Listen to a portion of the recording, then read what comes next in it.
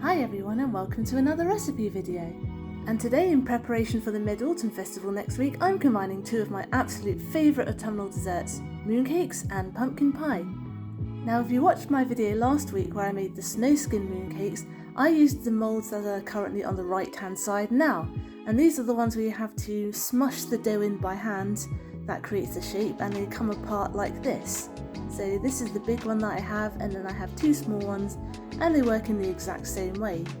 That's the big one, and here you can see one of the small ones comes apart exactly the same. And last week they were unbaked mooncakes, but this week I'm going to make baked ones.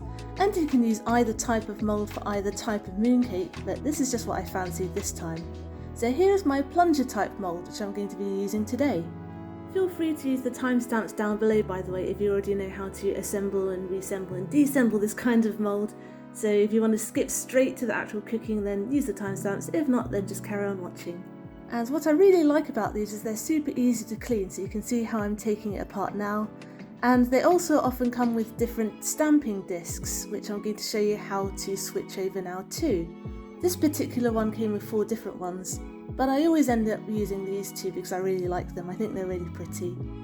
And this type is also a mini mooncake mould, so you can also get the bigger ones, but I quite like the small dainty ones. Sorry about any background noise you might be hearing. The building works in my apartment are unfortunately ongoing, so yeah, they're going to be around for a while. Now this particular plunger type stamp mould I bought from Amazon. I've also seen loads of them of eBay, and you can choose from different types of stamping plates too. You can even get Hello Kitty and Disney ones, but I'm pretty sure they're not like officially licensed by the companies, but you know, you get all sorts on Amazon and eBay. And as for the other types of moulds, the one with the rabbit one and the pink and the white one, I actually got those from Singapore. Anyway, we're ready to roll, so let's go! First, we're going to make the pumpkin pie filling.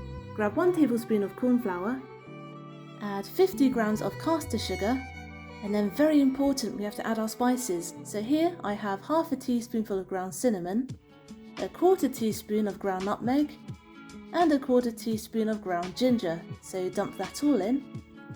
And now we're just going to give it a little bit of a stir with our balloon whisk, just to make sure everything's even. And now we need to add some pure pumpkin puree, and I've got 200 grams here, which is half a can. And I feel cheated because my can of pumpkin puree said it was 425, but there was actually an even 400 grams in there, so not cool. And I'm pretty sure you're not meant to include the tin in the weight. Anyway, we're now adding 1 egg, and as you can see, what we're actually doing is making a kind of custard. So stir that all in until it's nice and smooth. And then we're going to transfer it into a saucepan so we can cook it on the stove. So this is kind of like when I made pineapple jam filling for my pineapple tarts, and the purple sweet potato filling, and also the taro filling for the mooncakes that I made last year, the flaky ones. Only because this is a custard, it's never going to get as thick and solid, and it will always be a little bit sticky. So let me show you the consistency you want at the end. Correction, it could get really thick and solid if you just keep cooking it, but you want the custard to be soft. That's the whole joy of having a lovely creamy custard inside. And remember, when it cools down, it will continue to thicken, so you don't want to overdo it. So we want to cook it down until it's almost kind of like the consistency of thickly whipped cream, so you'd almost be able to pipe it with a piping tip. So here we are, that's really thick and that's perfect. Remove it from the heat, and we're scooping it into a bowl so it can cool down. And even though it does look a bit too soft at the moment, don't worry, when it cools down it will thicken enough to handle, which you'll see in a minute. Now cover it with cling film, otherwise the skin's going to form, because you know all custard type things form the skin when they cool, and leave it to cool to room temperature. And here we are a little later, nice and cool. Now we're going to divide it into 8 equal parts, and it's really easy to do this. All I did was grab a blunt knife and then cut it like a cake. And as you can see, now that it's cool, it's really solidified, it's almost like a gel. And it was really therapeutic to do this. More therapeutic definitely than actually rolling it into balls, which got really sticky and annoying. Once you've got your 8 equal pieces, take one out. And as you can see, it's completely solidified. And now we're going to roll it into a ball using our hands. And yeah, this gets pretty sticky, but that's pretty normal, so don't worry. Feel free to throw in a pair of gloves, by the way.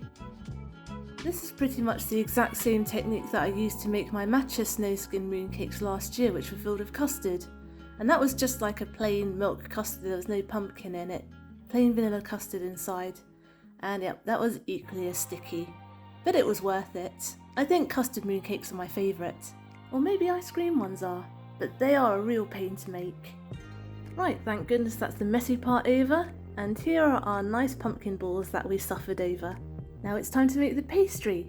Take 150 grams of plain flour and add 35 milliliters of vegetable oil. Notice how I'm turning the container around and around. You'll see why in a second. And that is because the next ingredient is golden syrup, which is super sticky. I've got 90 milliliters here. And because we've just coated the container with oil, it's going to come out a lot easier. You don't have to scrape, and pretty much all of it will come up by itself. See, there's just a tiny bit left sticking in there. And that's literally it. That is your pastry. All you have to do now is stir it together until it forms a dough. And I don't know why, but this dough is so smooth and so easy to work with. It's almost like Play-Doh. A little bit better than Play-Doh, I think. It certainly tastes better than Play-Doh. And yes, once all the dough comes together, just get in there with your hands and give it a final squish just to judge the texture and see if it is well incorporated enough. And that is pretty much perfect. Now we're going to do to this exactly the same what we did with the pumpkin puree, the pumpkin filling. And that is separate it into 8 balls. And as you can see, this is much easier because the dough is much less sticky. So now we're pretty much ready to fill and shape them, but first, very important, we've got to preheat the oven to 180 degrees C. Get it nice and hot, ready for our mooncakes. To prepare, I'm lightly flouring my work surface, and this is going to stop that dough from sticking inside the mould. I have tried flouring inside the mould before, but trust me, it doesn't work. This is how you want to do it. We're going to flatten out a disc of pastry like this. Make sure the edges are just a little bit thinner. Pop a pumpkin ball in the centre, and we're just going to close it up like it's a dumpling. Feel free to work slowly at first while you get used to the texture of the pastry, but it is really forgiving stuff. It's quite soft, so as you can see, I'm not having much of a problem here forming it around that ball, even though I made the disc a bit too small. So I'm just slowly folding it around and closing it up like this. And give the ends a good pinch just to make sure the filling's nice and sealed inside. Give it a roll to make sure it's even, and now we're going to roll it very generously in that flour and make sure it doesn't stick in the mould. Because if it sticks, one or two things will happen. One, it will stretch when it comes out, which will deform it, and two, it could break the dough. So make sure you flour the ball really well. Now as you can see, we've packed it into our mould, press the plunger down and give it a squeeze, and isn't that just beautiful? It just pops right out. Now we're going to do this again with all 8 of them, well, the remaining 7, and then we'll have 8 mini mooncakes all together. And as you can see, I changed the stamping disc halfway through, so I had 4 of each pattern. I'd really like to buy a large stamping mooncake mould. I think that'd be great, and then you could get a salted egg yolk in the middle. With these small ones, there isn't enough space. Anyway, now that we're done, we're going to bake these for 10 minutes, but we're not done quite yet. While they're baking for those 10 minutes, we're going to take an egg, crack it in a bowl, whisk it a bit to break it up, and then we're going to add just a splash of milk, because what we want to do is we want to glaze our mooncakes so they're really shiny and glossy. That's pretty much the same thing, shiny and glossy. You know what I mean. I'm getting so mixed up with my words because of all the shouting going outside during the building. It's like trying to count when someone's shouting random numbers at you. Anyway, that's our egg glaze done, and after 10 minutes you're going to want to pull those mooncakes from the oven, and they're already looking gorgeous, but we want to give them that extra glamorous sheen, so we're going to lightly glaze them with the egg wash like this. Don't put too much on because you don't want a thick crackly shell on it, you just want it lightly glazed.